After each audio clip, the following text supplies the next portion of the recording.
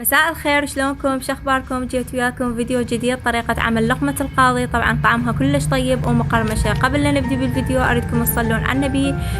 اللهم صل على محمد وآل محمد.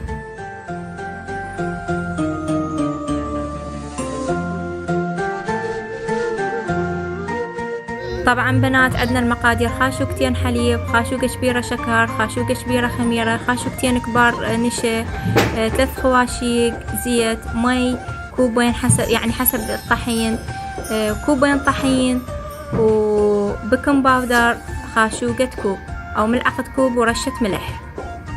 طبعا هاي المكونات كلها راح اعيدها: كوبين طحين، هنا عندنا كوبين طحين، وخاشوقة شكر، خاشوقة خمرة، خاشوقتين حليب باودر، وخاشوقتين نشا. راح اخلط المكونات الجافة وعليهم رشة ملح. هنا راح اضيف ملعقة كوب بيكنج باودر وراح اخلطهم كل زين. طبعا حبيباتي المي بالتدريج، اني هي بالاصل كوبين مي، حسب نوعية الطحين. انا ضفت كوب ونص مي. هنا راح اضيف 3 معالق او خواشيق زيت. هنا ضفت المي. اول شي ضفت كوب واحد واخلطها. طبعا ما تحتاج اي ماكينة او اي شي. هنا دا اضيف بالتدريج نص نص.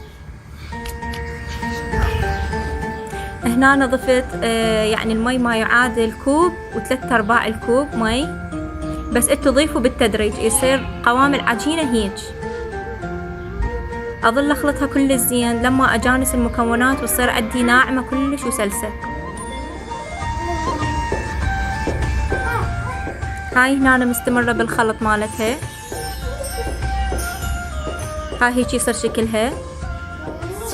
هذا قوام العجينة مالتها. هنا أنا راح اوفى تتخمر بحدود الساعة نص ساعة حسب حرارة الجو.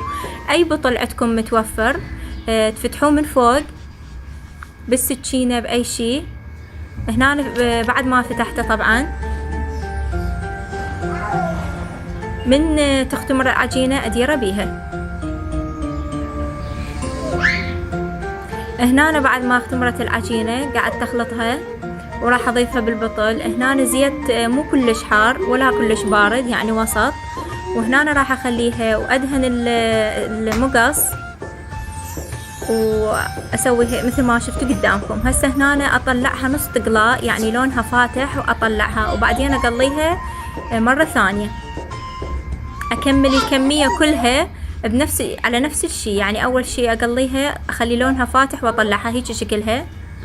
هسه هنا بعد ما كملتها اول مرة، هسه هنا راح اقليها مرة ثانية. اهم شي بهاي لقمة القاضي تتقلى مرتين. ومن تتقلى مرتين اول شي تحطوها على نار ناصية. بنات اهم شي نار ناصية، وبعدين تعلون النار شوية شوية على مود تحترق عندكم.